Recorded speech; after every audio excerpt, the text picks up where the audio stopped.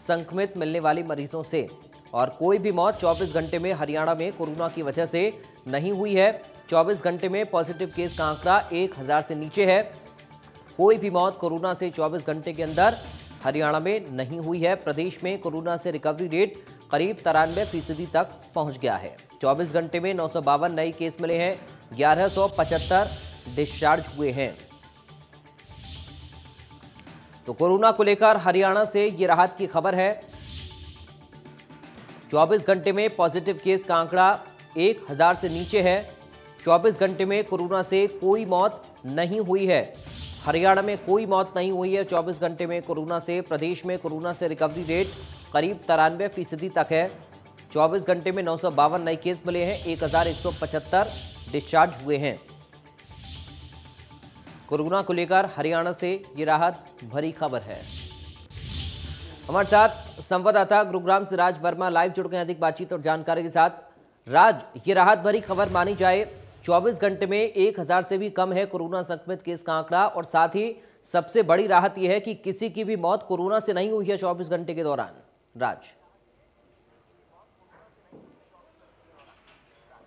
बिल्कुल पराग, आपने ठीक कहा, क्योंकि अगर पिछले करीब 7 महीने की बात करें तो लगातार जिस तरह से कोरोना पॉजिटिव के मामले तेजी से बढ़ रहे थे, उस सब के बीच लगातार जो हरियाणा में कोरोना की वजह से मौत हो रही थी, तो कहीं ना कहीं एक मुश्किल वक्त जरूर था। लेकिन एक अच्छी खबर यह है पिछले 24 घंटे में जहां 1000 से नीचे कोरोना पॉजिटिव के मामले रहे हैं, तो वहीं सबसे बड़ी बात और अच्छी खबर, राहत वाली खबर ये रही है कि 24 घंटे में किसी की भी कोरोना की वजह से मौत नहीं हुई है। अगर पूरे आंकड़ों की बात करें पराग, तो करीब 1.5 लाख कोरोना पॉजिटिव के मामले अभी तक हरियाणा में सामने आए हैं। और रिकवरी रेट की बात की जाए तो रिकवरी रेट बेहद बेहतर हुआ है और लगातार बेहतर होता जा रहा है। करीब 92% जो है रिकवरी रेट है। यानी कि आज हरियाणा में बात करें तो सिर्फ करीब 10,000 जो मामले हैं जो कि कोरोना की वजह से जो केसेस हैं वो एक्टिव है। बाकी तमाम जो लोग हैं कोरोना को हराकर वो ठीक हो चुके हैं। और इन 10,000 में भी ज्यादातर वो लोग हैं पराग जो कि एसिम्प्टोमेटिक हैं, यानी कि जिन्हें लक्षण नहीं थे, जिन्हें किसी तरह के लक्षण नहीं थे और वो होम आइसोलेशन में रहकर ही अपना इलाज कर रहे हैं। इसके अलावा अगर डेथ की बात की जाए तो करीब 1640 जो है लोग कोरोना की वजह से अभी तक पूरे हरियाणा में उनकी मृत्यु हुई है, जिसमें सबसे ज्यादा 238 फरीदाबाद में है, उसके बाद 190 गुरुग्राम में है, और इसके बाद तमाम जो दूसरे जिले हैं उनमें कोरोना की वजह से लोगों की मौत हुई है। लेकिन पिछले 24 घंटों की बात करें तो कहीं से भी कोरोना की वजह से मौत का कोई मामला सामने नहीं आया। तो कहीं ना कहीं एक राहत की बात है। पिछले लगातार जिस तरह से जो नंबर भी तेजी से बढ़ रहे थे, 1.5 लाख की संख्या जो है कोरोना पॉजिटिव के मामलों की हरियाणा में पहुंची है, उस सब के बीच रिकवरी रेट बेहतर हुआ है। ये एक तसल्ली की बात है, राहत देने वाली बात है। और साथ ही साथ अब 24 घंटों में कोई भी मृत्यु नहीं हुई है, तो ये भी एक कहीं ना कहीं शुभ संकेत है। और उम्मीद यही की जा रही है कि जिस तरह से कोरोना के खिलाफ जो एक जंग, चाहे शासन हो प्रशासन हो, और जो लोगों के एफर्ट से जो एक लड़ी गई, उसमें कहीं ना कहीं जो एक कामयाबी मिलती नजर आ रही है। बिल्कुल राज, क्योंकि 93% तक रिकवरी रेट पहुंच गया है। और 24 घंटे के दौरान एक अच्छी बात यह भी है कि संक्रमित मरीज मिले हैं 952, और जो रिकवर मरीज हुए हैं वो हैं 1175। यानी कि जितने संक्रमित केस नए मिले हैं उससे ज्यादा रिकवरी भी हुई है 24 घंटे में। राज,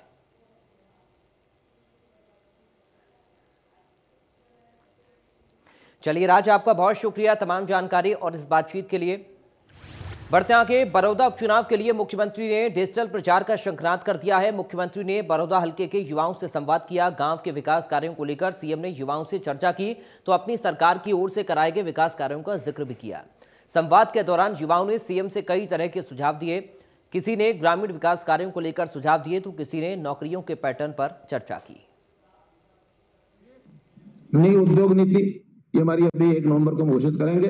उस उद्योग नीति में उद्योग कैसे ज्यादा से ज्यादा बढ़े। चाइना से लोग भाग रहे हैं दुनिया के, हम चाहते हैं वो देश में आए, देश के बाद हरियाणा उनका प्रेफर्ड प्लेस बने, ये उनकी एक चाहत बने। तो हरियाणा में ऐसी नई योजनाएं ला करके ताकि उसको हम खेलों अपने उद्योग के लिए, हमारा ईज ऑफ डूइंग बिजनेस के कारण से देश और दुनिया में एक नाम बना। इस बार कोविड के कारण से हम उसमें भाग नहीं ले सके, इसके कारण से थोड़ा हम पिछड़े भी, लेकिन कोविड एक टेम्परेरी फेज है। हम 14वें स्थान से 30वें स्थान पर आए थे, उसका एक लाभ जो हमें मिला था वो आज भी हमको मिल रहा है। इसलिए लोग जो है आगे बढ़ रहे हैं। हरियाणा के लोगों को रोजगार, उद्योगों में 75% हरियाणा के लोगों को रोजगार मिले, ये योजना भी हम इस बार एक्ट लेकर के आ रहे हैं ताकि हरियाणा का कोई युवक बेरोजगार न रहे।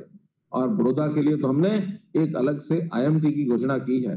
उस IMT के माध्यम से और उद्योग बड़ौदा के क्षेत्र में लगे, ताकि वहां के हमारे नौजवान साथियों को और रोजगार जो है मिले। उसके लिए पढ़ाई के साथ साथ हम स्किलिंग, हुनर, जिसको कौशल कहते हैं, उसके विकास का भी काम कर रहे हैं। बहुत से centre, Haryana skill development mission और एक यूनिवर्सिटी पलवल में बनाई है, वो भी पहली बार बनी है। हजारों युवक हर साल अपने कौशल का विकास करने के नाते उस यूनिवर्सिटी का लाभ ले सकेंगे। बड़ौदा का जहां तक विषय है, बड़ौदा के विकास में ये ठीक है कि वहां हमारा विधायक पिछले 14-15 साल नहीं रहा। पहले भी हमारा तो भारतीय जनता पार्टी का विधायक तो कभी भी नहीं रहा। तो सरकार हमारी रहते हुए भी वहां के जो विधायक थे बहुत भले आदमी थे, लेकिन इतने भले थे कि वो एक बार भी अपने वहां के विधानसभा के विकास के नाते कभी आके उन्होंने कुछ कहा भी नहीं। हमने 5-5 करोड़ रुपया हर बार, पिछली बार भी इस बार भी घोषणा की थी कि इसे काम करा लो। वो 5 करोड़ के पिछली बार भी पता नहीं वो काम लेके आए कि नहीं आए, इस बार तो खैर नहीं आए। दुर्भाग्य से विधानसभा के यानी चुनाव के तुरंत 6 महीने के अंदर अंदर ही उनका देहांत हो गया। तो लेकिन वो बहुत शरीफ सादे होने के बाद भी विकास के काम में कुछ करा नहीं पाए, क्योंकि वो किसी की कृपा पर ही विधानसभा में गए थे। अब वो किसी की कृपा पर कोई जाएगा तो स्वयं अपना कितना कर पाएगा। अब अंत में मैं इतना ही कहूंगा कि आज जिस प्रकार से हम आपस में विचार कर रहे हैं, हमको हरियाणा को मिलकर के आगे बढ़ाना है। ये आकांक्षा हमारी चाहिए। हम हरियाणा के गौरव को आगे बढ़ाएंगे। व्यक्तिगत रूप से हम चिंता करेंगे, अपनी भी करेंगे, लेकिन अपनी चिंता के साथ साथ मैं ऐसा काम करूंगा जिसमें प्रदेश का हित हो, प्रदेश की जनता का हित हो। हम युवा साथी हैं, युवाओं की बहुत जिम्मेदारी है। युवाओं के कंधे पर एक इस प्रदेश का भविष्य ये टिका हुआ है। हमारी शिक्षा पूरी हो गई हो तो आगे बढ़े, कौशल के साथ व्यवसाय। शिक्षा पूरी ना हुई हो तो शिक्षा में अच्छा मन लगा करके मेहनत करके आगे बढ़े, क्योंकि वो जमाना चला गया कि नौकरी के लिए पैसा इकट्ठा किया, खर्ची की, काम चल गया। नेताओं को पर्ची दी, काम चल गया। नेताओं की मर्जी, जो मर्जी कर दे उसके काम चल गया। तो अब ना पर्ची चलेगी, ना खर्ची चलेगी, ना मर्जी होगी। बीजेपी प्रदेश अध्यक्ष ओपी धनखड़ ने विपक्ष पर तीखा हमला बोला और खासकर कांग्रेस पर।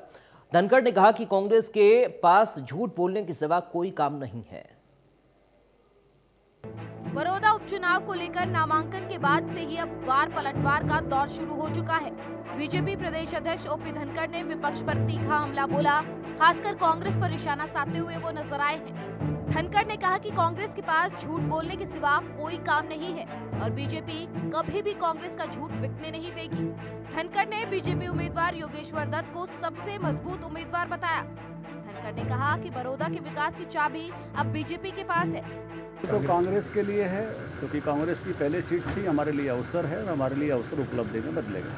दूसरी बात, हम विकास कराना चाहते हैं बड़ौदा में और विकास की चाबी हमारे पास है, क्योंकि 4 वर्षों तक जो शासन है वो बीजेपी का है, केंद्र में भी और राज्य में भी। साथ ही धनखड़ ने जींद की जीत का जिक्र करते हुए कहा कि जैसे बीजेपी ने जीत दर्ज की थी वहां पर, ऐसे ही बड़ौदा में भी बीजेपी ही जीतेगी। जींद हमारे लिए बहुत अच्छा मोटिवेशनल साबित हुआ और निश्चित रूप से बड़ौदा में भी भारतीय जनता पार्टी के लिए जो है मैं मानता हूँ कि हम विजयी होंगे और उस इलाके के विकास के लिए हमने एक अच्छा कैंडिडेट दिया है। आपको बता दें कि बड़ौदा उपचुनाव को लेकर सभी पार्टियां अपनी अपनी जीत का दावा ठोक रही हैं। हालांकि ये तो जनता की वोट से ही पता चलेगा कि बड़ौदा हल्के में इस बार चुनाव किस करवट बैठेगा। जींद से रोहताश भोला, NGR न्यूज हरियाणा। उधर होटल की अनाज मंडी में किसानों की धान की सरकारी खरीद नहीं होने की वजह से मार्केट कमेटी के अधिकारियों और खरीद एजेंसियों के अधिकारियों के साथ किसानों की जमकर बहस हुई। किसानों ने खरीद करने वाली एजेंसियों के अधिकारियों और मार्केट कमेटी के अधिकारियों पर धांधली का आरोप लगाया। एक काम करो, एक बुलाओ सारे को, ठीक है? और हर आड़े पे गया हूँ, हमारे पास आया फसल के लिए नहीं आया। मतलब नहीं, हमें तो हमारी फसल का सही रेट मिले। हर उस पे फॉर्म पे गया हूँ, किसी के पास है दाम, रेट पास कटा है, हर उस पे गया हूँ, पूरी मंडी घूमे। दयानंद जी उनको पूछा मिले ना मिले, वो लास्ट में उन्होंने ये कह दी सैंपल भर। आप ये बताओ, ये फॉर्म 20 बार फॉर्म लाएंगे तो ये बोला कि इन्हें कहनी चाहिए किसान को ये लाएंगे। मार्केट कमेटी और किसानों के बीच इस तरह के हंगामे की तस्वीरें इन दिनों प्रदेश की मंडियों में आम है। मामला होटल की अनाज मंडी का है, जहां धान खरीद के दौरान ये हंगामा हुआ। किसानों का आरोप है कि एजेंसियों और मिलरों की साठगांठ के चलते धान खरीद में धांधली की जा रही है। इसको लेकर किसानों ने मार्केट कमेटी कार्यालय के सामने हंगामा कर दिया। किसानों का आरोप है कि धान की सरकारी खरीद एजेंसियों के अधिकारियों की बजाय मिलर करने आते हैं। मिलरों ने अपनी नमी चेक करने वाले मीटर में अधिक नमी दिखाने को सेट किया हुआ है।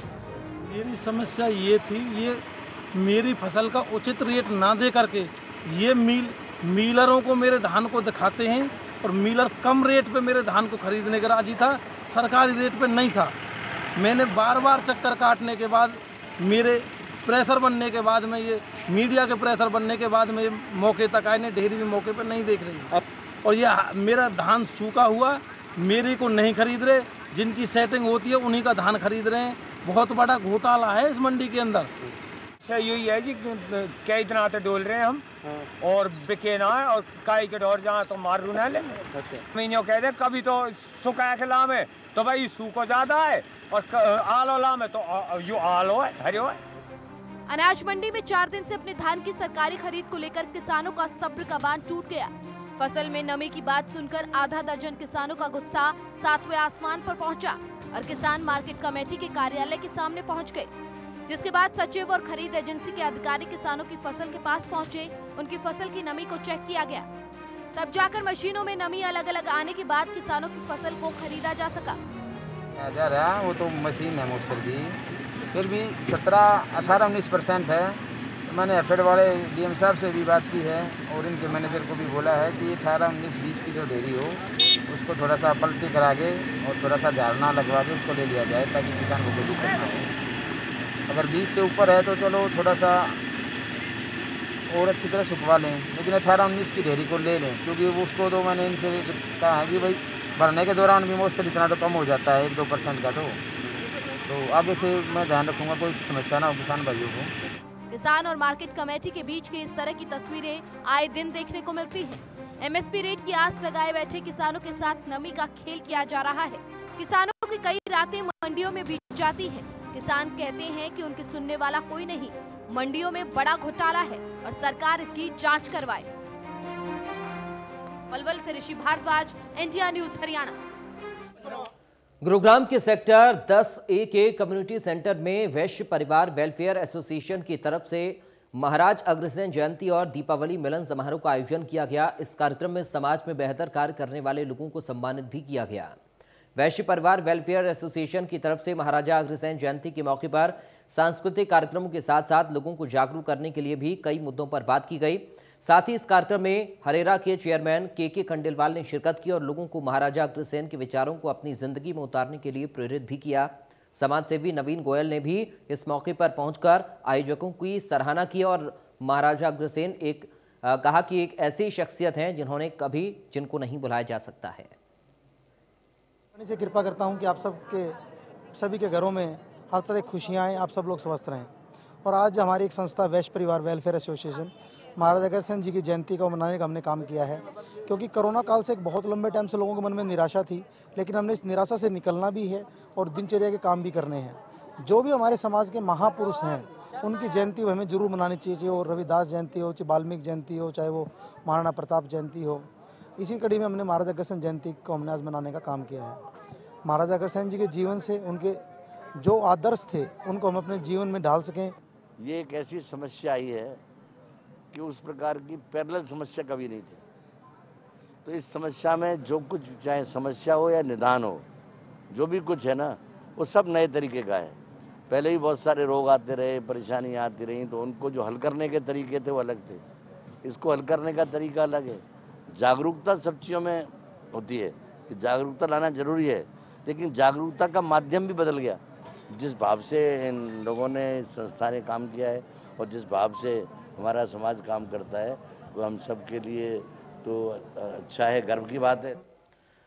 नवरात्रि के दौरान मिलावटी आटा भी लोगों की सेहत पर भारी पड़ रहा है। आपके सामने हम 3 तस्वीरें दिखा रहे हैं, जहां पर पानीपत में स्वांग का आटा खाने से 2 परिवारों के 7 लोग बीमार पड़ गए।